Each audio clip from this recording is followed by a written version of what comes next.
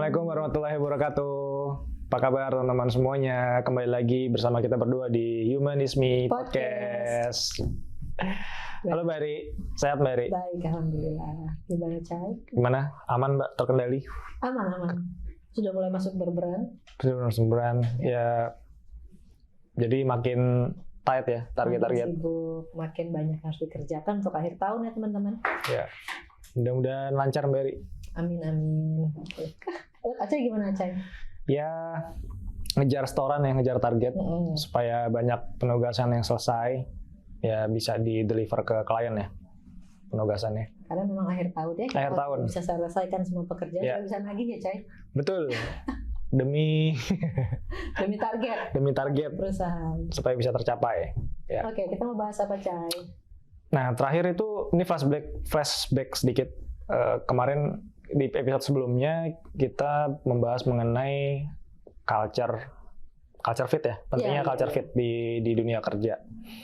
Saat kesimpulannya adalah baik karyawan ataupun perusahaan pertama harus mempertimbangkan job fit-nya dulu nih ke karyawannya ya. Jobnya udah fit atau belum. Setelah jobnya udah fit, kita lihat juga value-nya. Value-nya udah fit, berarti kita cocok lah berada di pekerjaan tersebut. Buat perusahaan juga jadinya mereka pas merekrut orang yang tepat, baik di posisi yang dibutuhkan ataupun kriteria orang yang mempunyai value yang sama dengan perusahaan. Gitu ya Mbak Eri ya? Betul, kurang lebih itu ya. Dengan value dan job fit ya yang kita bahas lalu. Teman-teman kalau belum lihat videonya bisa cek bisa di-scroll di video-video di atas ini ya.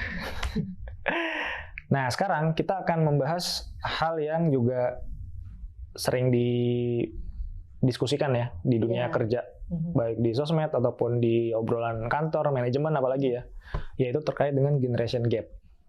Gitu. Nah, kalau dari generation gap sendiri kita mau nanya dulu ke Mbak Eri. Kalau Mbak Eri ngelihatnya generation gap ini sebenarnya barang apa sih? Gitu. Apa sih gitu? Kan kalau ditanya generation gap bahasa Indonesianya apa tadi?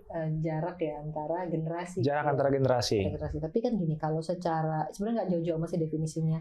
Kalau kita lihat di literatur atau udah gampang lah kita cari di Google juga banyak ahli yang bilang, salah satunya William Shafir itu kan bilang generation gap itu perbedaan sikap, pola pikir antar kelompok usia gitu kan, satu dengan lainnya, sehingga kalau nggak diberesin itu akan menimbulkan potensi konflik, menimbulkan jarak, mispersepsi dan lain sebagainya. Jadi generation gap ini terjadi memang karena faktor tadi ada kelompok usia yang berbeda dan terbentuk dengan fase hidup tertentu ya yang membuat sikap dan pola pikirnya juga serta sudut pandangnya juga beda. Gitu.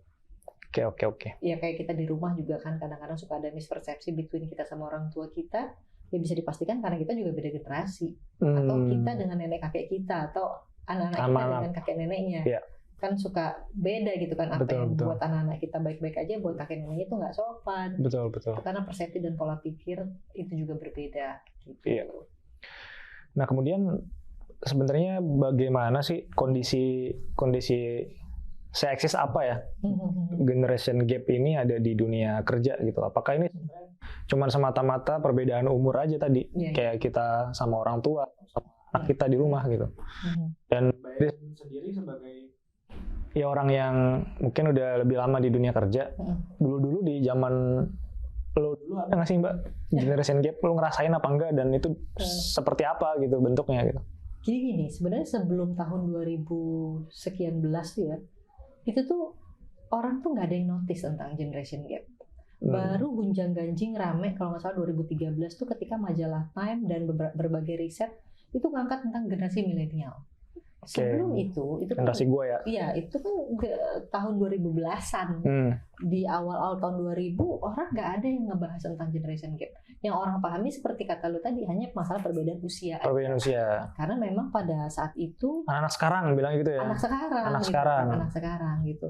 Jadi nggak ngelihat itu ternyata ada sebabnya loh. Sampai sebuah riset besar menunjukkan, kemudian media besar juga mengangkat isu itu, baru semua mata melihat. Sebenarnya generation gap itu sudah ada sejak dulu. Bahkan tahun 80 ya teman-teman, itu ada seorang ahli disebut futuris namanya Alvin Toffler. Itu tahun 80-an tuh pernah bilang akan ada lah gitu ya, pernah mengulas sedikit lah selain ada perubahan teknologi dan lain sebagainya, juga akan mengubah manusia gitu loh. Ini kan sebenarnya cikal bakal pemahaman bahwa masa sih manusia berubah gitu, pola pikir dan lain sebagainya. Ternyata udah tahun 80 itu udah prediksikan gitu kan. Nah sampai akhirnya 2013 itu atau 2011 saya lupa, ngangkat tentang generation gap itu, barulah punya jawaban kenapa sih pekerja baru pada saat itu ya tahun 2010-an itu kan pada baru masuk kerja nih Gen Y ini. Gen Y. Barulah diketahui kenapanya, karena juga pada saat itu generasi di atasnya juga kebingungan membaca pola yang cocok untuk para Gen Y ini untuk melakukan tugasnya di perusahaan, di kantor, di bisnis, di profesional lah gitu. Jadi sebenarnya itu eksis dan memang ada, tapi baru dieksplor lebih ketika memang ada hasil penelitian yang menyatakan itu. Gitu. Oke. Kalau lu dulu ngalamin nggak masalah yang nggak hanya dulu sih, sepanjang karir lu? Generation gap yang lo alamin gitu? Ya pernah ngalamin. Jadi dulu sebelum paham generation gap, memang ngerasa sama atasan yang memang di atas gue usianya ya, baby boomer tuh bukan, tapi Gen X juga baru Gen X awal, itu pun mengalami barrier ya. Jadi misalnya kayak para atasan-atasan gue yang memang sudah cukup usia itu menginginkan pola interaksi tertentu yang gue juga menurut gue kayak gitu doang tuh nggak ada masalah, tapi bagi mereka sesuatu itu harus cukup clear gitu kan, harus jelas. Dan misalnya juga ketemu dengan para atasan yang baby boomer, mereka tentang kedisiplinan waktu, tentang kerja keras. Zaman dulu tuh beredar gini loh, kalau teman-teman mau sadar ya, mau tahu ya. Jadi orang zaman dulu tuh kalau mau pulang tuh takut. Benar. Kalau kerja harus bosnya dulu pulang. Itu ternyata gaya baby boomer, bos-bos baby boomer, yang memang kalau mereka belum pulang kita nggak sopan untuk pulang, padahal kerjaan kita tuh udah beres gitu. Padahal kalau dipikir-pikir dari sisi bisnis itu inefisiensi ya. Ya kan. Kalau sekarang mungkin lebih nggak terlalu seperti itu ya. Ya nggak seperti itu. Kayak lebih santuy aja. Terus kayak komunikasi dengan para sepuh-sepuh yang memang seperti macam baby boomer. Mereka kan sukanya informasinya jelas. Jadi kalau misalnya kita ada misalnya Microsoft Teams, kita kan pengennya komunikasi semua di situ gitu. Iya. Tapi karena mereka tidak biasa pakai, jadi mereka harus diinformasikan dulu nih. Kalau nggak lewat tuh nanti diinformasikan lewat WA, tolong cek ya saya mau ngirim ini gitu, misalnya dengan bahasa sopan santun. Jadi kita mengakomodasi ya kebutuhannya mereka itu, dan jangan harap ketika misalnya punya bos yang beda generasi bisa saling nge-tag gitu di medsos gitu. Itu kadang-kadang atau di Teams yang sifatnya pekerjaan sekalipun. Kalau bisa pekerjaan sih mungkin masih oke, tapi kayak media sosial bisa tag-tagan itu, yaitu nggak kayak misalnya para Gen Y ke Gen X atau Gen Z ke Gen Y itu nggak bisa kayak gitu. Nah, itu sering terjadi cara komunikasi dan pendekatannya juga gue pernah ngalamin yang ketika Gen Y masuk ke perusahaan, pendekatannya pun berbeda gitu loh. Karena gue di HRD, pendekatan ke mereka tuh memang jauh lebih ke kolaboratif gitu. Jadi nggak pernah HRD itu judgement sendiri gitu, tapi perlu kolaborasi bareng-bareng lah gitu. Itu jauh lebih menguatkan sebenarnya. Lu berarti sebenarnya ada kondisi di mana lu juga kompromi ya dengan kemauan dari generasi baik yang di atas lu ataupun yang di bawah lu.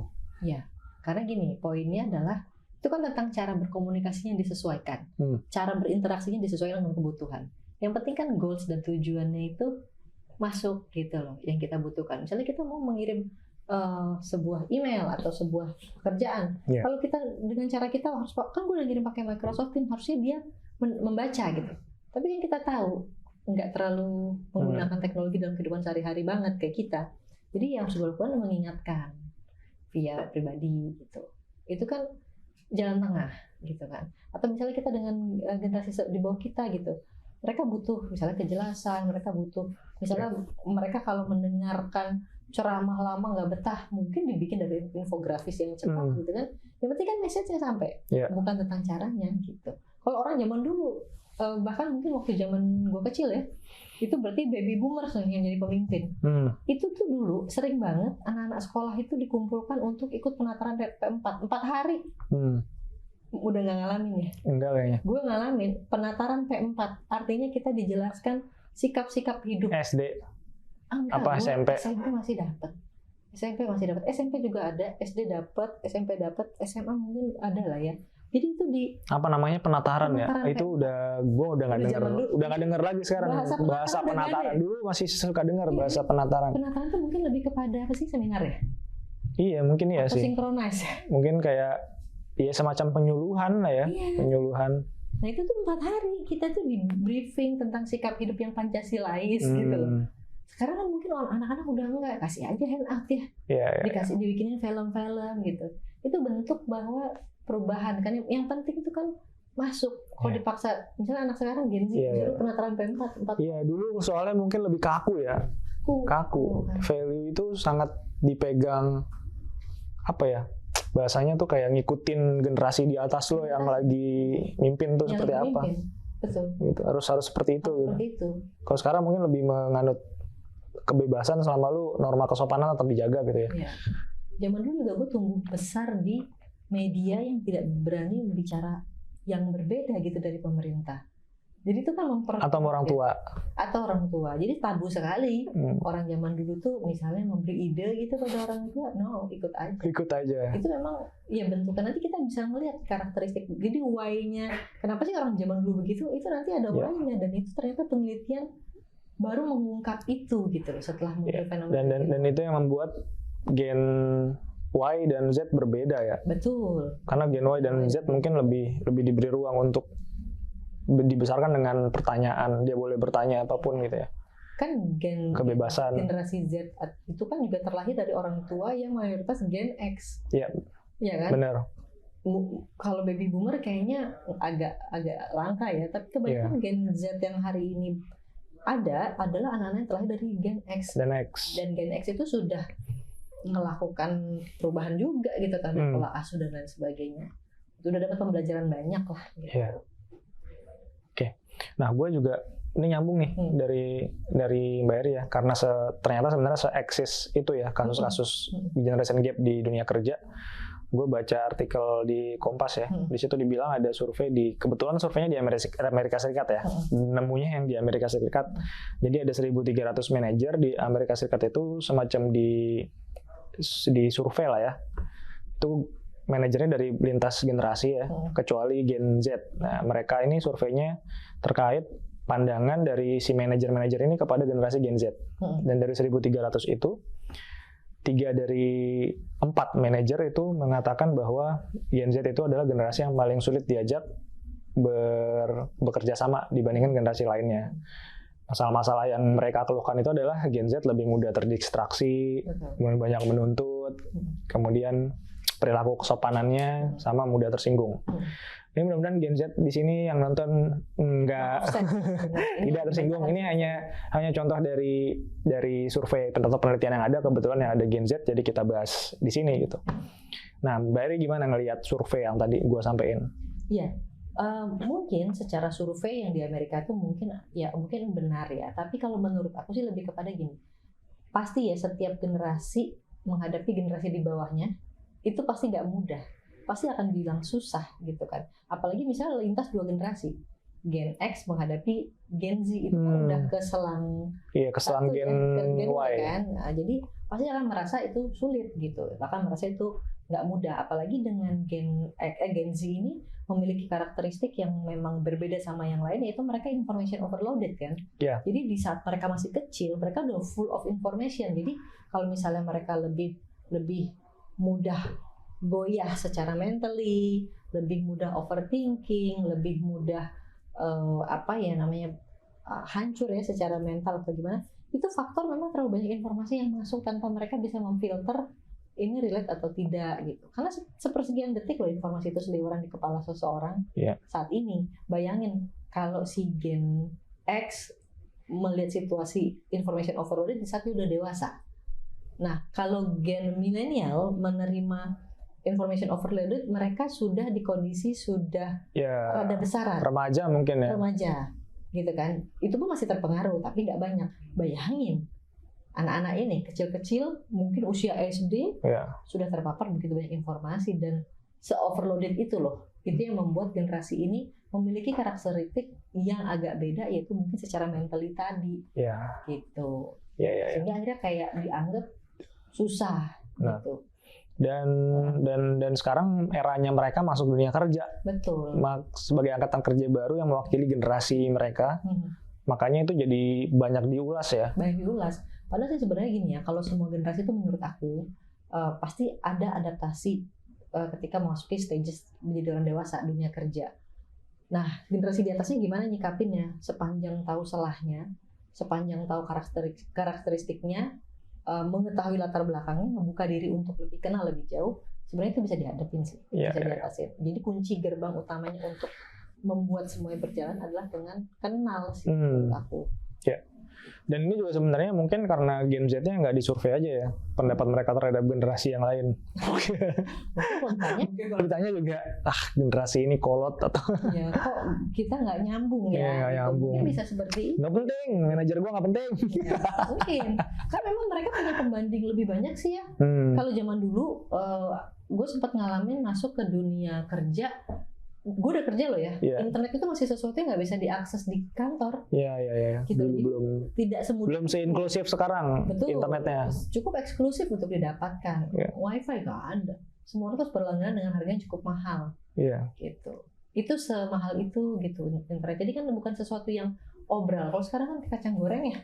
Iya, setiap rumah ada dong. Iya, bahkan kadang setiap kantor, apalagi kantor pasti ada. Bahkan mungkin public area gitu kan udah ada internet yang itu semua berisi akses untuk menuju informasi yang sebegitu banyaknya. Iya. Gitu. Sejak kecil anak-anak itu sudah pakai itu. Sekarang dari anak-anak baru lahir juga udah bisa gitu loh mengakses internet kan. Semudah itulah gitu.